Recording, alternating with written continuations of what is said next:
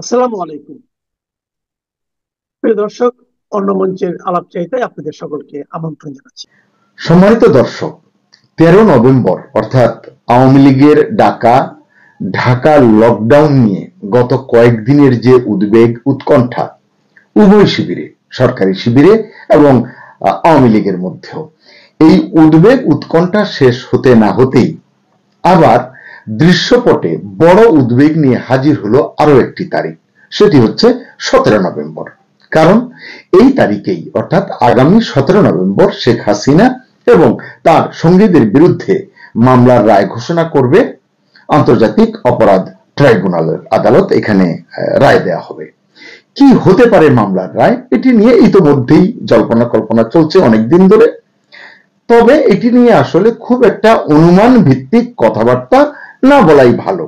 কারণ আমরা দেখেছি যে প্রসিকিউশনের পক্ষ থেকে সর্বোচ্চ সাজা চাওয়া হয়েছে এবং রাষ্ট্রনিযুক্ত যে আইনজীবী তিনি বলেছেন যে তিনি প্রত্যাশা করেন যে তার যে আসামি বা তার মক্কেল হয়তো মাপ পেতে পারেন, তিনি খালাস পেতে পারেন। শেষ পর্যন্ত কি হবে এটি আপনারাও কিছুটা ধারণা করতে পারেন, আমরাও ধারণা করতে পারি। তাই অনুমান ভিত্তিক কথা না বলে বরং আমরা বিশ্লেষণের চেষ্টা করতে পারি যে 13 নভেম্বর ঘিরে আওয়ামী লীগ যেমন অতি সোচ্চার হয়ে উঠেছিল, তেমনি সরকারও 13 নভেম্বর আওয়ামী লীগকে মোকাবিলার জন্য নানান ফন্দে ফিকির করেছে, নানান আয়োজন করেছে। মানে হঠাৎ করে লকডাউন কর্মসূচি ঘোষণা করায় অনেকের মধ্যে আমি দেখেছি সোশ্যাল মিডিয়ায় অনেকে প্রশ্ন তুলেছেন, আওয়ামী লীগের এই সিদ্ধান্তকে হঠকারী সিদ্ধান্ত বলেছেন।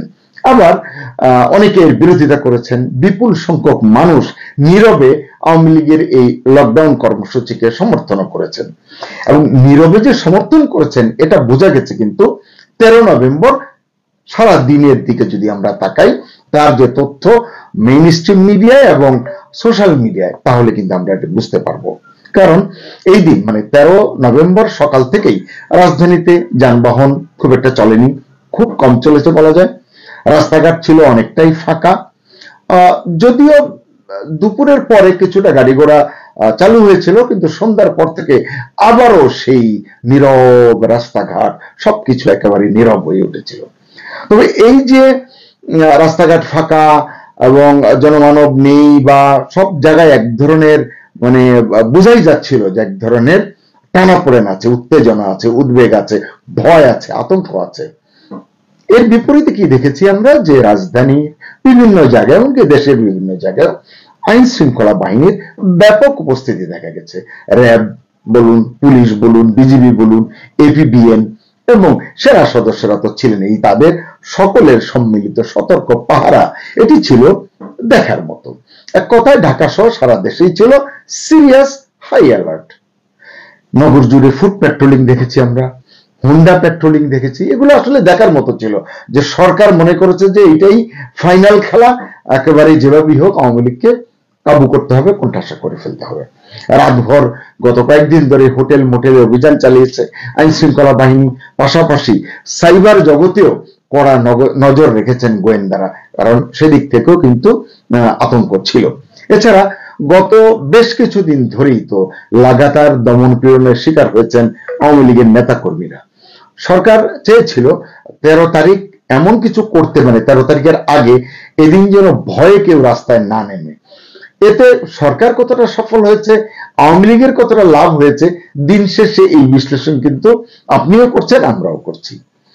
কিন্তু ওই যে বলছিলাম যে সাধারণ জনতার যে স্বতঃস্ফূর্ত সমর্থন বা নীরব সমর্থন যেটি বললেন, এটি কিন্তু এই লকডাউনকে সফল করে তুলেছে বলে মনে করছেন রাজনৈতিক বিশ্লেষকরা। তারা বলেছেন যে রাজধানী সহ সারা দেশে রাষ্ট্রীয় মদদে এবং ইউনূস সরকারের পোষ্য বা ঘনিষ্ঠ বা সাথী বিভিন্ন রাজনৈতিক দলের কর্মীদের সন্ত্রাসের পরেও আওয়ামী লীগের নেতা কর্মীরা লকডাউন কর্মসূচি পালন করেছেন, যেখানে যেখানে পেরেছেন তারা নেমেছেন। তারা বলছেন যে বিশেষ করে উত্তরবঙ্গ, দক্ষিণবঙ্গ, উত্তর পূর্বাঞ্চল সহ সারা দেশেই লকডাউন মেনেছেন সাধারণ জনগণ। সামাজিক যোগাযোগ মাধ্যমে ছড়িয়ে পড়া, এই যে জনগণ করেছে এটি বুঝবেন কি করে, সামাজিক যোগাযোগ মাধ্যমে যে ছড়িয়ে পড়েছে যেসব ছবি, যেসব ভিডিও, সেটাতে দেখা গেছে এগুলো। এবং দেখা গেছে দেশের বিভিন্ন স্থানে সড়কে গাছ ফেলে, টায়ার জ্বালিয়ে অহিংস কর্মসূচি পালন করে রাজপথে বসে পড়েছেন সাধারণ মানুষ। আওয়ামী লীগের অঙ্গ সহযোগী সংগঠনগুলোর নেতা কর্মীদের সাথে এক ধরনের আন্তরিক একাত্মতা প্রকাশ করেছেন সাধারণ মানুষ, এটি কিন্তু লক্ষ্য করা গেছে। এ সময় বিভিন্ন জেলার পুলিশ বাহিনীর সদস্যদের নীরবতা এবং নিষ্ক্রিয়তার কথাও লিখেছে কোনো কোনো গণমাধ্যম। তারা লিখেছে যে এই পুলিশের মধ্যে বা আইন শৃঙ্খলা বাহিনীর মধ্যে এমন খুব একটা তোড়জোড় ছিল না যে আওয়ামী লীগের নেতা কর্মীদের বা যারা লকডাউন বাস্তবায়নের জন্য বিক্ষোভের জন্য রাস্তায় নেমেছে তাদেরকে ধরবার তেমন তোড়জোড় তাদের ভিতরে ছিল না। রাজনৈতিক বিশ্লেষকদের মতে লকডাউনে জনতার এমন অভূতপূর্ব সাড়া ইঙ্গিত দিচ্ছে মানুষের মধ্যে ইউনূস সরকার বিরোধী ক্ষোভ নীরবে বাড়ছে বা বেড়েছে। সম্ভবত এ কারণেই গত 15-16 মাস ধরে একচেটিয়া নিপীড়নের শিকার আওয়ামী লীগ এবার সাধারণ মানুষের যথেষ্ট সহানুভূতি পেয়েছে। সরকারের এই আগ্রাসী মনোভাবের পিছনে সাধারণ মানুষের সহানুভূতি তারা পেয়েছে, এটি বিশ্লেষকরা বলতে চাইছেন। যদিও ঢাকা লকডাউন কর্মসূচি ঘোষণা দিয়ে রাজপথে 13 নভেম্বর সেভাবে ছিলেন না আওয়ামী লীগের নেতা কর্মীরা, এটিও বলছেন অনেক বিশ্লেষক। কিন্তু তারা আবার এটি বলছেন যে জনগণের অভূতপূর্ব সমর্থনেই 13 তারিখ দিনভর কার্যত অচল ছিল রাজধানী। বলতে পারেন রাজধানীর নীরব সাড়া, রাজধানীবাসীর নীরব এই যে সহযোগিতা বা সাড়া, এই রেসপন্সটা কার্যত অচল করে দিয়েছে ঢাকাকে। এটি আসলে সরকারকে ভাবিয়ে তুলেছে। ইউনূস সরকারের ভাবমূর্তিও আসলে নানান প্রশ্নের মুখে পড়েছে। অধিকাংশ মানুষ মনে করছেন ইউনূস সরকার আইনের নামে, রাজনীতি আর ন্যায় বিচারের নামে প্রতিশোধ গ্রহণের কর্মসূচি অব্যাহত রেখেছে। আন্তর্জাতিক অপরাধ ট্রাইব্যুনালকে বিতর্কিত রাজনৈতিক প্ল্যাটফর্ম করে তুলেছে অন্তর্বর্তী সরকার। আর শেখ হাসিনা তো আগেই দাবি করেছেন এই ট্রাইব্যুনালের মূল উদ্দেশ্য হলো রাজনৈতিক প্রতিশোধ গ্রহণ তার বিরুদ্ধে, তার দলের বিরুদ্ধে। আইন বিশেষজ্ঞরাও বলছেন আন্তর্জাতিক অপরাধ ট্রাইব্যুনাল আইনের মূল ম্যান্ডেট ছিল 1971 সালের মুক্তিযুদ্ধকালীন অপরাধের বিচার করা। অথচ এখন অপরাধ ট্রাইব্যুনাল আইনের মূল ম্যান্ডেটটি রাজনৈতিক প্রতিহিংসা চরিতার্থ করার জন্য ব্যবহার করছে বা ব্যবহার করা হচ্ছে, যা আইনগত ভিত্তির বাইরে। তারা বলছেন যাদের বিরুদ্ধে মামলা চলছে তাদের এই আদালত কর্তৃক যে অপরাধের কথা বলা হচ্ছে তা এই আদালতের মূল ম্যান্ডেটের আওতায় পড়ে না। এদিক থেকে ট্রাইব্যুনালটির আইনগত বৈধতা প্রশ্নবিদ্ধ হচ্ছে, এটি বলছেন তারা। এর মাধ্যমে কি হচ্ছে, বিচার ব্যবস্থার মৌলিক নীতি লঙ্ঘিত হচ্ছে বলে তারা মনে করছেন। বিশ্লেষকরা আরো মনে করেন যে রাজনৈতিক প্রতিপক্ষকে ঘায়েল করার জন্য আন্তর্জাতিক অপরাধ ট্রাইব্যুনাল প্রহসনের আশ্রয় নিয়ে বিচার ব্যবস্থাকে কলঙ্কিত করার চেষ্টা করছে বা প্রয়াস চালাচ্ছে। একটি ন্যায্য বিচারের মূল শর্ত হলো স্বাধীন আদালত, নিরপেক্ষ বিচারক, অভিযুক্তের আত্মপক্ষ সমর্থনের অধিকার এবং স্বচ্ছ প্রক্রিয়া। বর্তমান ট্রাইব্যুনালে এসব কতটা আছে আপনারা বুঝতেই পারছেন। এই কারণে বিশ্লেষকরা বলছেন যে বর্তমান ট্রাইব্যুনালে এই যে বিষয়গুলো ন্যায্য বিচারের জন্য প্রয়োজনীয় অনুষঙ্গ, এই মৌলিক নীতি উপস্থিত। শেখ হাসিনার বিরুদ্ধে যেসব মামলা চলছে সেগুলোর অধিকাংশই তার অনুপস্থিতিতে বিচার হচ্ছে, ট্রায়াল ইন অ্যাবসেন্সিয়া, যা আন্তর্জাতিক মানবাধিকার মানদণ্ডের স্পষ্ট পরিপন্থী। কিন্তু সেটি তো বিচার করবার সময় নেই কারো। এই ট্রাইব্যুনালের কার্যক্রম গভীরভাবে পর্যালোচনা করলে দেখা যাবে অভিযোগপত্র, সাক্ষ্য গ্রহণ এবং রায়ের মধ্যকার যে সময় অস্বাভাবিকভাবে এটি কম, খুবই অল্প। এটাকেও বলা হচ্ছে ন্যায় বিচারের মৌলিক চর্চার সঙ্গে সাংঘর্ষিক। আর এখানে যারা বিচার কার্যের সঙ্গে জড়িত সরাসরি ভাবে, তাদের রাজনৈতিক যে পরিচিতি, এটিও আসলে এই বিচার ব্যবস্থাকে বিরাট প্রশ্নের মুখে দাঁড় করাচ্ছে। প্রিয় দর্শক, আপনাদের মনে আছে নিশ্চয়ই যে দিন কয়েক আগে শেখ হাসিনা দ্য ইন্ডিপেন্ডেন্টকে একটি সাক্ষাৎকার দিয়েছিলেন। সেই সাক্ষাৎকারে তিনি বলেছিলেন বাংলাদেশের আন্তর্জাতিক অপরাধ ট্রাইব্যুনাল যদি তাকে মৃত্যুদণ্ডেও দণ্ডিত করে তিনি বিস্মিত বা ভীত হবেন না। কারণ তার ভাষায় এই বিচার প্রক্রিয়া হলো একটি প্রহসনমূলক বিচার, যা সম্পূর্ণরূপে রাজনৈতিক প্রতিশোধের প্রেরণায় পরিচালিত। দ্য ইন্ডিপেন্ডেন্টকে তিনি স্পষ্ট ভাষায় বলেছেন, কোন গণতান্ত্রিকভাবে নির্বাচিত নেতাকে তার দেশের বিরুদ্ধে সশস্ত্র বিদ্রোহের মুখে সংবিধান সম্মত দায়িত্ব পালন করার কারণে কখনো বিচারের মুখে দাঁড় করানো উচিত নয়। এটি একটি প্রচ্ছন্ন ইঙ্গিত তিনি দিয়েছেন এবং এই বিচার যে চলছে এটির প্রতি তিনি নিজেই আঙুল তুলেছেন। এই বক্তব্যের মাধ্যমে তিনি ক্ষমতাহীন রাজনৈতিক শক্তিকে আইনের অপপ্রয়োগের মাধ্যমে সম্পূর্ণভাবে কোণঠাসা করে বন্দুকের বদলে আদালত ব্যবহার করে নিশ্চিহ্ন করার চলমান ষড়যন্ত্র উন্মোচন করেছেন শেখ হাসিনা। এই যে স্টেটমেন্টটি দিয়েছেন এর মাধ্যমে। এখন দেখা যাক 17 নভেম্বর, যেটি এখন আমাদের সামনে, আরো নতুন প্রশ্ন নিয়ে এসেছে। কি হবে সেদিন? কি রায় হতে পারে এই ট্রাইব্যুনালে? কি ঘোষণা করবে তারা? এই 17 নভেম্বরকে ঘিরে বাংলাদেশ আওয়ামী লীগ এবং এর অঙ্গ সংগঠন সমূহের নেতাকর্মীরা কি করবেন? আওয়ামী লীগের শীর্ষ নেতৃত্ব কি কর্মসূচি দেবেন কিংবা আদৌ দেবেন কিনা, এটাই এখন আবার জনমনে নানান প্রশ্ন উঠছে। তারা প্রশ্ন করছেন, আলোচনা করছেন, চায়ের আড্ডায় বলুন বা যেখানেই তারা বসছেন, সুযোগ পাচ্ছেন এই আলোচনাটি করছেন যে 13 তারিখ তো গেল, ঢাকা লকডাউন তো গেল কোন রকমে, সরকার জিতুক, আওয়ামী লীগ জিতুক, কিন্তু 17 তারিখ কি হবে? যারা হটকারী বলেছিলেন 13 তারিখে ঢাকা লকডাউনকে, তারাও এখন এটি নিয়ে আবার সোচ্চার হয়েছেন। ঢাকা লকডাউন কর্মসূচিতেই যেভাবে ভীত সন্ত্রস্ত হয়ে পড়েছে ইউনূস সরকার, এটি এখন বিশ্লেষণে যেটি বেরিয়ে আসছে। কারণ যেভাবে তারা ধরপাকড় করেছে এবং মানুষের মনে একটা আতঙ্ক তৈরি করে দিয়েছে সরকার, সেই প্রেক্ষাপটে প্রশ্নটি উঠছে যে 17 নভেম্বরকে ঘিরে কি হতে পারে, মানে সরকার কি করতে পারে, আওয়ামী লীগ কি করতে পারে। অনেকেই প্রশ্নটি করছেন আওয়ামী লীগ যে ঢাকা লকডাউনকে ঘিরে রাজপথে নেমেছিল এবং সোচ্চার হয়েছিল, সক্রিয় হয়েছিল, তারা কি হুট করে ঘরে ফিরে যাবে, নীরব হয়ে যাবে? তারা কি আবার এই যে নিজেদের যেটুকু অস্তিত্ব তারা জানান দিয়েছে, আবার কি তারা চুপ করে যাবে? আবার কি কোনো সময়ের অপেক্ষা তারা করবে? আবার অনেকে বলছেন না, এমনকি হওয়ার সম্ভাবনা কম। কারণ 17 নভেম্বর তাদের নেত্রীর দলীয় সভাপতির বিরুদ্ধে মামলার রায় ঘোষণা করা হবে এবং এটা অনুমান করা খুব কঠিন নয় যে বড় রকমের সাজাই, মানে সর্বোচ্চ পর্যায়ের সাজাই হয়তো ঘোষণা করবে আইসিটির তরফ থেকে। তাই বলা হচ্ছে যে প্রশ্ন উঠছে যে আওয়ামী লীগ কি নীরবে মেনে নেবে এই রায় প্রকাশের যে আয়োজন 17 নভেম্বর, এই দিনটিকে তারা কি খোলা ছেড়ে দেবে নাকি কোনো কর্মসূচি দিবে? তারা কি কর্মসূচি দিবে? এবং আওয়ামী লীগের কর্মসূচির ভয়ে, মানে যদি আওয়ামী লীগ দেয় লকডাউনের পরে অন্য কি দেবে, কেউ কেউ বলছেন শাটডাউন আসতে পারে, শাটডাউন আসবে কিনা বা কি হতে পারে এটি তো এখনই বলা যাচ্ছে না। অনেকে বলছেন যে এই কর্মসূচি যেটি তারা দেন, যদি দেন সেটির ভয়ে সাজার ক্ষেত্রে কোনো তারতম্য হতে পারে কিনা, আমার মনে হয় না, এবং এটি নিয়ে আসলে কল্পনা করে আগাম কিছু বলাও ঠিক হবে না। তবে এই বিষয়ে আতঙ্ক যতটা না আওয়ামী লীগ নেতা কর্মীদের মনে, আমার মনে হয় তার চেয়ে মানে উদ্বেগটা সরকারের মনেও কম নয়।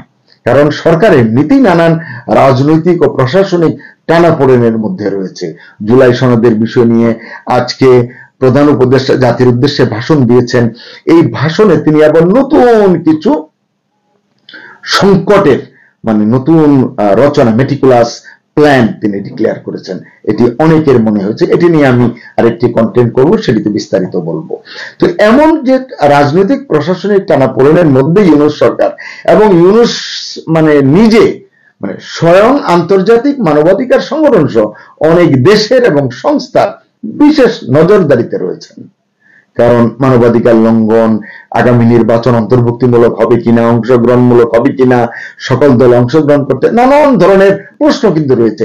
এইসব প্রশ্নের মুখে এমন প্রেক্ষাপটে আগামী নির্বাচনের প্রস্তুতি সহ, এটি সরকারের দায়িত্ব যদি হয় নির্বাচন, এইসব প্রস্তুতির পাশাপাশি বিএনপি, জামাত, এনসিপি সহ অন্য দলগুলোকে আবার ঠিক রাখা, খুশি রাখা। আজকে বিএনপি স্টেটমেন্ট দিয়েছে, আপনারা দেখেছেন, এটি আমি অন্য কন্টেন্টে আলোচনা করব। জামাত বলেছে, এবং মানে অনেককেই তিনি প্রকাশ্যে খুশি করতে পারেননি, কিন্তু আমার কেন যেন মনে হয় এগুলো তারা আসলে বলছে বলবার জন্য। তারা আসলে যা চেয়েছে, আমার কাছে মনে হচ্ছে পুরো ঘটনায় মূল টার্গেট কিন্তু বিএনপি, এবং বিএনপিকে রিয়েল মানে সাইজ যাকে বলে সেটি করবার মতো ভাষণের বক্তব্য থেকে আমার মনে হয়েছে। যাই হোক, সেটি অন্য ভিডিওতে আলোচনা করব।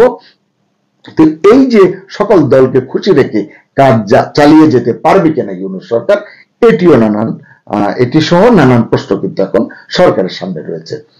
কারণ এই কথাগুলো কেন বলছি, যে আওয়ামী লীগ তো মনে হয়েছিল যে নাই হয়ে গেছে, ইউনূসও বলেছেন আওয়ামী লীগ নাই, চলে গেছে সব, কিন্তু হঠাৎ ফিনিক্স পাখির মতো একেবারে সরাসরি রাজপথে আওয়ামী লীগ এসে এইভাবে হাজির হবে, এইভাবে সোচ্চার হবে, আপনার সামাজিক যোগাযোগ মাধ্যমে সক্রিয় হবে, এই সবকিছু মিলে আসলে সরকারের মনে আতঙ্কটা বহুগুণ বেড়েছে। এদিকে এই লকডাউনের মধ্যে দিয়ে আওয়ামী লীগ তো বুঝে ফেলেছে, আওয়ামী লীগেরও কিন্তু বোধের কিছু ব্যাপার আছে, বুঝের ব্যাপার আছে। আওয়ামী লীগ কি বুঝেছে, ইউনূস সরকার খুব একটা সুবিধাই নেই। 13 নভেম্বরের কর্মসূচিতে সরকারের নানান টানাপোড়েন কিন্তু সামনে খোলাসা হয়ে গেছে, দৃশ্যমান হয়ে গেছে। সেগুলো কি? অনেক রাজনৈতিক বিশ্লেষক প্রশ্ন তুলেছেন, ইউনূস সরকার কি প্রশাসনের উপর তার সঠিক নিয়ন্ত্রণ ধরে রাখতে পারছে না? এই প্রশ্নটি তারা করছেন। কারণ কি? কারণ হচ্ছে রাজধানীতে এমনও দেখা গেছে, আমি গণমাধ্যম থেকেই এই তথ্যটি পেয়েছি, যে লকডাউন প্রতিহত করতে আসা রাজনৈতিক কর্মী বা অন্তর্বর্তী সরকার আয়োজিত তথ্যচিত্র দেখে ঘরে ফেরা মানুষও পথে পুলিশের তল্লাশিতে পড়েছে এবং সেখান থেকে গ্রেফতার হয়েছে তারা। আবার ফার্ম গেটে লকডাউন প্রতিহত করতে যাওয়া, মানে আওয়ামী লীগকে কাউন্টার করতে যাওয়া বিএনপির অঙ্গ সংগঠন স্বেচ্ছাসেবক দলের সদস্যরা লাঠিপিটা খেয়েছে যৌথ বাহিনীর হাতে। এই যে বিষয়গুলো, এছাড়া রাজধানীর বিভিন্ন এলাকা থেকে বিএনপি যুবদল সমর্থকদেরও কাউকে কাউকে আটক করেছে। কেন করেছে? আওয়ামী লীগ সন্দেহ করে। মানে সরকারের নিয়ন্ত্রণটাই আসলে সরকারের হাতে নাই, বা আইন শৃঙ্খলা রক্ষাকারী বাহিনী কখন কি খেলা খেলছে এটি আসলে সরকার বা সংশ্লিষ্টরা বুঝে উঠতে পারছেন না। এসব দেখে মানবাধিকার সংগঠনগুলো বলছে সরকার বিরোধী কর্মসূচি, মানে সরকারের বিরোধী কর্মসূচি, আওয়ামী লীগের কথা মিন করেছেন তারা, এই কর্মসূচি ঠেকাতে নির্বিচারে গ্রেফতার করেছে। এটি তো আমরা দেখেছি। মানবাধিকার সংগঠন আইন ও সালিশ কেন্দ্র আসক, যেটি, তার এক কর্মকর্তা বলেছেন যে হারে গত 48 ঘন্টায় গ্রেফতার করা হয়েছে এটা আইনের শাসনের সঙ্গে সাংঘর্ষিক। তা আইনের শাসন আছে কোথায়? এই প্রশ্নটি আসলে মানে আমি বুঝতে পারি না। সরকার রাজনৈতিক বিরোধিতা সামলাতে আইন শৃঙ্খলা রক্ষাকারী বাহিনীকে ব্যবহার করছে, এটি আসক বলছে। এটি তো করছে, তারা শুরু থেকেই করছে। কোথাও খুনিকে ইন্ডেমনিটি দিচ্ছে, আবার কোন খুন করবে বলেছে হয়তো, তাকে নিয়ে 14 শিকের ভেতরে পড়ছে। এই তো হচ্ছে সরকারের আইনি ব্যবস্থা, সুশাসন। এই কারণেই বলছি যে এখন 17 নভেম্বরকে ঘিরে আওয়ামী লীগ কি কর্মসূচি নেয় এটি আসলে এখন আবার দেখার বিষয়। হয়তো আজকালের ভিতরেই এটি জানা যাবে, এবং সরকার কিভাবে আওয়ামী লীগকে মোকাবিলা করে বা করবে। আমার ভিডিও যারা দেখেন তারা সহ বাংলাদেশের আপামর জনসাধারণকে আজকে আমি অভিনন্দন এবং শুভেচ্ছা বার্তা জানাই যে আওয়ামী লীগের ডাকা 13 তারিখের লকডাউনকে আপনারা জনসাধারণ, আপামর জনগণ যেভাবে সমর্থন দিয়ে আপনার লকডাউন সফল করেছেন, তার জন্য আপনাদেরকে ধন্যবাদ দিলেও কম হবে। বা আপনাদের এই ঋণ সম্ভবত আওয়ামী পরিবার, আওয়ামী লীগ, শেখ হাসিনা, আমরা কেউই এই ঋণ শোধ করতে পারবো না। কারণ এক নেত্রী শেখ হাসিনার এক ডাকে যেখানে আপনারা সারা বাংলাদেশ লকডাউন করে দিয়েছেন, হয়ারাজ লকডাউনটা ডাকা হয়েছিল শুধুমাত্র ঢাকা শহরে, সেই জায়গায় সারা বাংলাদেশে লকডাউন করে দিয়েছেন। সে জায়গায় সারা বাংলাদেশের আপামর জনসাধারণ, একজন রিক্সার শ্রমিক থেকে শুরু করে bus driver, truck driver, tempo driver, garments শ্রমিক, সবাই মিলে রাস্তায় মনে হলো যেন তারা কেউই আর গাড়ি ঘোড়া নেওয়া হবে না, দোকানপাট খোলেনি। এভাবে এত সুন্দর কোন মিছিল মিটিং ছাড়া, আওয়ামী লীগের কোন মিছিল মিটিং ছাড়া যেভাবে আপনার লকডাউনটা সফল করে দিয়েছেন, সেটার জন্য আপনাদেরকে আন্তরিকভাবে ধন্যবাদ। আপনার আমাদের জননেত্রী শেখ হাসিনাকেই যে ভালোবাসেন, তার উন্নয়নকে যে ভালোবাসেন, সেটার প্রমাণ আজ দিয়ে দিয়েছেন। এই লকডাউনের ভয়ে তারা সারা ঢাকা শহরে 8 লক্ষ army, BDR, navy, police, answer বাহিনী দিয়ে একাকার করে ফেলেছিল। মানে তারা ঢাকা শহরটাকে মনে হয়েছিল যেন যুদ্ধাবস্থা। কিন্তু সেই জায়গায় আপনারাই গাড়ি ঘোড়া না নামিয়ে, দোকানপাট না খুলে ঘরে বসে থেকে পুরা লকডাউন সফল। এবং এটাই হচ্ছে যে আসলে মূলত লকডাউন। যে লকডাউন মানে তো ঘরে বসে থাকবো, আমি বের হবো কেন? এটাই লকডাউন। সুতরাং লকডাউন হয়ে গেছে। এখন অনেকে বলছে রাস্তাঘাটে কাউকে দেখা, আর রাস্তাঘাটে কাউকে দেখা যাবে কেন? লকডাউন তো লকডাউন, লকডাউন তো ঘরে থাকবো। লকডাউন কি আছে মিছিল করব? তাহলে তো হইল না। কোভিড এর লকডাউন মনে হয় ভুলে গেছে জনগণ। এতক্ষণ আপনারা হয়তো আবার আমার হেডলাইন দেখেছেন যে 16 তারিখ 17 তারিখ শাটডাউন, টোটাল শাটডাউন, মানে সারা বাংলাদেশ। এটা কিন্তু শুধু ঢাকা না, সারা বাংলাদেশে ডেকেছে। 14 এবং 15 তারিখ শুক্রবার এবং শনিবার প্রতিবাদ কর্মসূচি, মিছিল যে যেভাবে পারেন পালন করবেন, পাবলিককে জানাবেন যে 16-17 তারিখ টোটাল শাটডাউন।